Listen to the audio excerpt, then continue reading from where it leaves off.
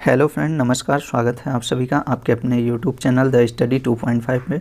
Friends, आज हम UP PCS 2022 के स्ट्रेटजी पे बात करेंगे और जो आप सभी के लिए हेल्पफुल सिद्ध होगा। फ्रेंड्स, इसमें हम कुल मुख्यतः 4 बिंदुओं पे बात करेंगे, जो आप सभी को बता दें कि पहला बिंदु पोस्ट से रिलेटेड हम बात करेंगे और दूसरा आपको एग्ज़ाम पैटर्न की बात करेंगे, और तीसरा हम कट ऑफ की बात करेंगे कि आप लोग कितना क्वेश्चन करें कि वहाँ पे सेफ़ रहेंगे। तो 12 जून की तैयारी को लेकर आप लोग निश्चित ही एक्टिव होंगे, अपनी पढ़ाई को गति दे रहे होंगे और अच्छे से पढ़ते रहिए। और चौथे पोस्ट की बात करें तो हम किन सब्जेक्टों से कितने प्रश्न अब तक पूछे गए हैं, कितने प्रश्न पूछे जाते हैं, ठीक है, इस पर बात करेंगे। इन 4 बिंदुओं पे हम बात करेंगे। आइए हम एक एक बिंदु को क्रम से देखते हैं। तो पहले हम पोस्ट की बात करेंगे। तो दोस्तों, जैसा कि आप सभी को पता है कि यूपी पीसीएस 2022 का नोटिफिकेशन 16 मार्च को ही आ गया था, जिसका रजिस्ट्रेशन 16 मार्च से ही शुरू हो गया था और जो लास्ट डेट इसका 16 अप्रैल को है, ठीक है। 16 अप्रैल 2022 को इसका लास्ट डेट है। तो आप लोग जल्दी फॉर्म को कंप्लीट कर लीजिए और अपने पढ़ाई में लग जाइए। तो आइए हम लोग अब पोस्ट की बात करते हैं। इसमें टोटल पोस्ट 250 दिया गया है, जिसमें आपको 400 से लेकर 450 पोस्ट बढ़ने की संभावना है। 450 पोस्ट यहाँ पे बढ़ने की संभावना है। आपका पीटी रिज़ल्ट आने से पहले ये पोस्ट आपका बढ़ जाएगा, ठीक है दोस्तों। तो आप लोग पोस्ट के लिए निश्चिंत रहिए। आपका 450 पोस्ट तक बढ़ने की संभावना है। मैक्सिमम ये 500 तक भी जा सकता है पीटी रिज़ल्ट आने से पहले। तो आइए देखते हैं किन पोस्टों पे किन विभाग से कितने सीट दिए गए हैं। तो इस पे बात करते हैं। जैसे एसडीएम की बात करें तो एसडीएम की आपको 39 सीट दिया गया है। इस बार एसडीएम की 39 सीट दिया गया है, जो पीसीएस का टॉप पोस्ट होता है। और डीएसपी की बात करें तो डीएसपी की 93 सीट दिया गया है। और डीएसपी में देखिए दोस्तों, डीएसपी में आपको 10 से 12 साल लग जाते हैं प्रमोशन में। डीएसपी से आप 10 से 12 साल बाद आप एएसपी बनेंगे और फिर उसके बाद आप आईपीएस बनते हैं। और एसडीएम की बात करें तो एसडीएम में देखिए, डीएसपी की अपेक्षा एसडीएम में प्रमोशन जल्दी होता है। एसडीएम में आपको 8 ही साल में आप एडीएम बन जाएंगे, फिर उसके बाद आप डीएम बन जाएंगे। तो एसडीएम डीएसपी की अपेक्षा एसडीएम में प्रमोशन जल्दी होता है। नायब तहसीलदार की बात करें तो नायब तहसीलदार में सीट दिया गया है इस बार, और ये भी बहुत अच्छा पोस्ट होता है। नायब तहसीलदार में आप यहाँ पे प्रमोशन सीधे एसडीएम में पाते हैं, ठीक है। ये अच्छी पोस्ट होती है। यहाँ पे आप नायब तहसीलदार में सीधे एसडीएम की यहाँ पे प्रमोशन मिलता है, एसडीएम बन जाते हैं लोग। और बीडीओ की बात करें, ब्लॉक डेवलपमेंट ऑफिसर की, तो यहाँ पे 36 सीट दिया गया है। ये भी अच्छा पोस्ट माना जाता है। और एआरटीओ की बात करें तो 4 सीट दिया गया है। और बीएससी की बात करें तो बेसिक शिक्षा अधिकारी जो होता है, इसमें 13 सीट दिया गया है इस बार, ठीक है। और सीडीपीयू की 10 सीट दिया गया है। और डीपीआरओ जो जिला पंचायत राज अधिकारी,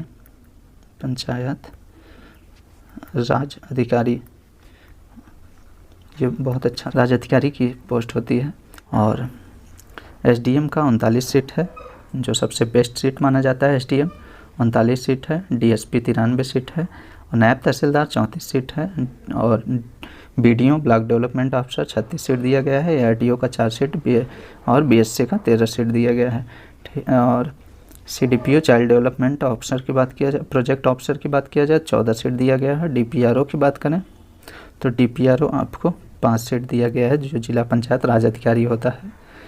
तो इतने सीट पे इस बार इतने सीट दिए गए हैं इन पोस्टों पे। तो आपको एक सीट देखना है दोस्तों, तो एक सीट पे ही आपको सिलेक्शन लेना है। इसलिए आप लोग अपनी तैयारी को अच्छी बना के रखिए। और इस बार सभी विभागों से सीट देखने को मिल रहा है। तो आइए हम अपने दूसरे पॉइंट पे बात करते हैं, एग्ज़ाम पैटर्न की बात करते हैं। तो एक चीज़ छूट रहा है दोस्तों, आपको बताते चलें इसमें कि एग्ज़ाम डेट इसका पीटी की बात करें तो पीटी का एग्ज़ाम डेट आपको 12 जून को है। इसमें सभी को पता होगा। इसका कैलेंडर यूपीपीसीएस का कैलेंडर नोटिफिकेशन से पहले दे दिया गया था। उसमें बता दिया गया था 12 जून का आपका पीटी का एग्ज़ाम होगा और मेंस का एग्ज़ाम आपका 27 सितंबर को होगा। ठीक है, तो आपके पास देखा जाए तो पीटी में बहुत कम समय है, जिससे आप लोग अपनी तैयारी को अच्छे बना के रखिए। अब आइए एग्ज़ाम पैटर्न की बात करते हैं। तो एग्ज़ाम पैटर्न में देखिए, पीसीएस में यूपीपीसीएस में आपको 2 पेपर होते हैं। ठीक है, पीटी में 2 पेपर होते हैं। एक जीएस का होता है पहला पेपर, दूसरा सीसैट का होता है। ठीक है, सीसैट की बात करें तो ये क्वालिफाई मार्क्स का होता है, जहाँ पे आपको 33% क्वालिफाई करना है। ठीक है, इसमें आपको 100 प्रश्न पूछे जाते हैं और मैक्सिमम मार्क्स 200 के होते हैं। ठीक है, यहाँ पे आपको 1/3 की निगेटिव देखने को मिलेगा। ठीक है, 1/3 की निगेटिव रहती है। 100 प्रश्न पूछा जाता है 200 नंबर का, और टाइम देखा जाए 2 घंटे टाइम दिया जाता है। यहाँ पे 2 घंटे टाइम दिया जाता है और क्वालिफाई करने के लिए 33% यहाँ पे अनिवार्य है लाना। ठीक है, जब तक आपका सीसैट 33% क्वालिफाई नहीं होगा तब तक आपका जीएस पेपर नहीं चेक किया जाता है। ठीक है, आप यहाँ पे आप 33 प्रश्न 100 में 33 प्रश्न अगर सही करते हैं तभी आपका जीएस का पेपर चेक किया जाता है, नहीं तो आपका यहीं से डिस्क्वालीफाई कर दिया जाता है। ठीक है, तो इसलिए आप लोग सीसैट पे भी ध्यान दीजिएगा, जहाँ पे आप 33% क्वालिफाई कर सकिए। तो आइए हम जीएस की बात करते हैं। अब जीएस में बात करें तो इसमें 150 प्रश्न पूछा जाता है और मैक्सिमम मार्क्स इसके 200 नंबर के होते हैं। यहाँ भी 1/3 का निगेटिव होता है, 1/3 का निगेटिव यहाँ भी देखने को मिलेगा और टाइम यहाँ पे 2 घंटे दिया जाता है। ठीक है, अब बात करें 150 प्रश्नों में कितने प्रश्न आप करें कि यहाँ पे सेफ स्कोर हो आपका, जो आप पीटी क्वालिफाई करके मेंस में बैठ सकिए। ठीक है, तो कट ऑफ की बात करें तो कट ऑफ यहाँ पे नंबर की अगर हम बात करेंगे तो 126 से लेकर 130 नंबर तक इसका मेरिट जाता है। ठीक है, और क्वेश्चन में बात करें तो यहाँ पे 150 प्रश्नों में आप 96 से 96 से लेकर 100 प्रश्न अगर आप सही करते हैं तो आप पीटी क्वालिफाई कर जाएंगे। ठीक है, पीटी क्वालिफाई कर जाएंगे। इसलिए आप अपने दिमाग में बना के रखिए कि आपको 150 में 96 to 100 प्रश्न लाना है, और इससे अधिक आ रहा है तो और अच्छा है। इससे अधिक कोशिश करिए जिससे आपको मेंस के लिए आपको डाउट ना हो, इसलिए नंबर अच्छा लाइए इसमें। ठीक है दोस्तों, तो कट ऑफ आपका 126 से लेकर 130 तक जाता है नंबर, 126 नंबर से लेकर 130 नंबर तक कट ऑफ जाता है। और प्रश्नों की बात किया जाए तो 96 से लेकर 100 प्रश्न तक जाता है। तो आइए अब हम अगले पॉइंट पे चलते हैं। हमारा चौथा पॉइंट है किन सब्जेक्ट से कितने प्रश्न पूछे जाते हैं। तो जीएस के फर्स्ट पेपर की बात करेंगे, हम पहले पेपर की बात करेंगे जीएस के, और यहाँ पे हम सीसैट की बात नहीं करेंगे, इसलिए हम जीएस के फर्स्ट पेपर में जो सब्जेक्ट से प्रश्न पूछे जाते हैं उन पे बात करेंगे। हिस्ट्री की बात करें तो यहाँ पे आपको 21 लेकर 23 प्रश्न तक पूछे जाते हैं, और जहाँ पे आपको मॉडर्न हिस्ट्री पे सबसे ज़्यादा फोकस करना है। यहाँ पे आपको 12 से लेकर 14 प्रश्न तक देखने को मिलेगा। मॉडर्न हिस्ट्री में 12 से लेकर 14 प्रश्न तक अकेले मॉडर्न हिस्ट्री से ही देखने को मिलेगा, और एशियन मिडवल के अपेक्षा मॉडर्न में सबसे ज़्यादा प्रश्न पूछे जाते हैं हिस्ट्री में।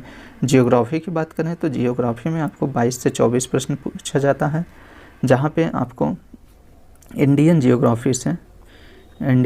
जियोग्राफी से सबसे ज़्यादा प्रश्न पूछे जाते हैं यहाँ पे। ठीक है, और पॉलिटी की बात करें तो पॉलिटी में 15 से 18 प्रश्न अब तक पूछे गए हैं टोटल।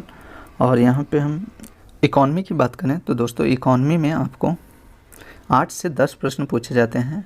इकॉनमी में ज़्यादातर आपको प्रश्न करंट से देखने को मिलेगा। ठीक है, तो इकॉनमी में ज़्यादातर प्रश्न आपको करंट से मिल जाएगा देखने को।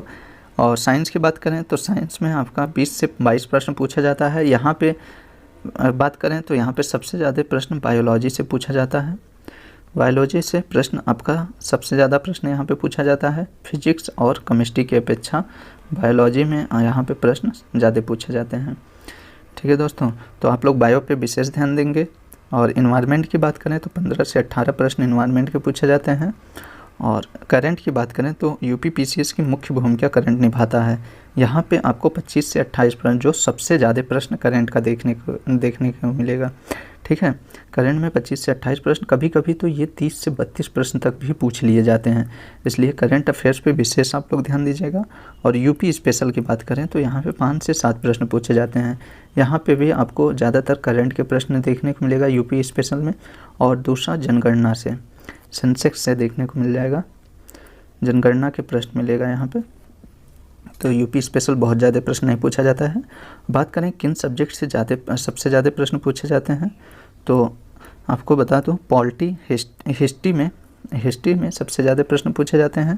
पहला हिस्ट्री में, और दूसरा आपका जियोग्राफी से, और तीसरा साइंस से प्रश्न पूछा जाता है। तीसरी की बात करें तो साइंस से प्रश्न, और चौथा आपका करंट का प्रश्न पूछा जाता है। ठीक है, करंट का सबसे ज़्यादा प्रश्न पूछा जाता है। ठीक है दोस्तों, और यहाँ पे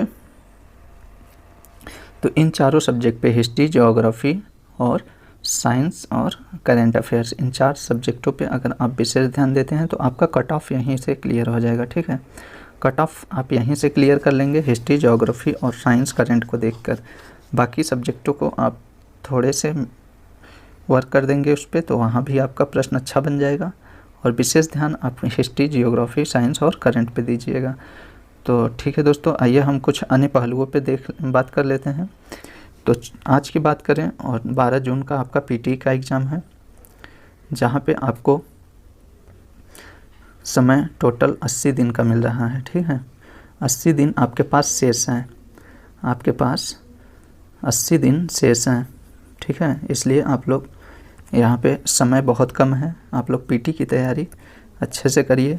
और पीटी की तैयारी के लिए कुछ मुख्य विशेष बातों को ध्यान रखना पड़ता है, जैसे आपको सिलेबस का गहन अध्ययन होना चाहिए, और सिलेबस के साथ साथ आपका किन टॉपिक से कि प्रश्न ज़्यादा पूछे जा रहे हैं उसके लिए आपको हेल्प करेगा PYQ, प्रीवियस ईयर पेपर आपका हेल्प करेगा। ठीक है, तो आप लोग प्रीवियस ईयर पेपर को अच्छे से देखिए और उसमें ध्यान दीजिए कि किन टॉपिकों को बार बार पूछा जा रहा है, और उन्हीं सब टॉपिकों को नोट कर लीजिए और उन्हीं टॉपिक को अपने बुकों में मैच करा के और पढ़िए। ठीक है, तो आप सिलेबस को देखिए, फिर PYQ को देखिए उसके, और फिर आप बुक को स्टडी करिए।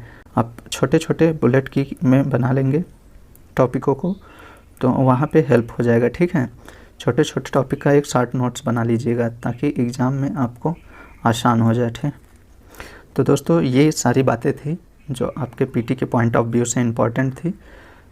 तो आप लोगों को ये वीडियो कैसा लगा दोस्तों, तो कमेंट करके ज़रूर बताइएगा। और हाँ, आपका जो क्वेरी हो आप लोग कमेंट बॉक्स में कर सकते हैं, उसके लिए मैं जवाब दूंगा। और दूसरा, अगर आपको ये वीडियो काम का लगा हो, आपके लिए हेल्पफुल हो, तो इस चैनल को सब्सक्राइब करिएगा। ठीक है दोस्तों, मिलते हैं अगले वीडियो में, तब तक के लिए नमस्कार दोस्तों।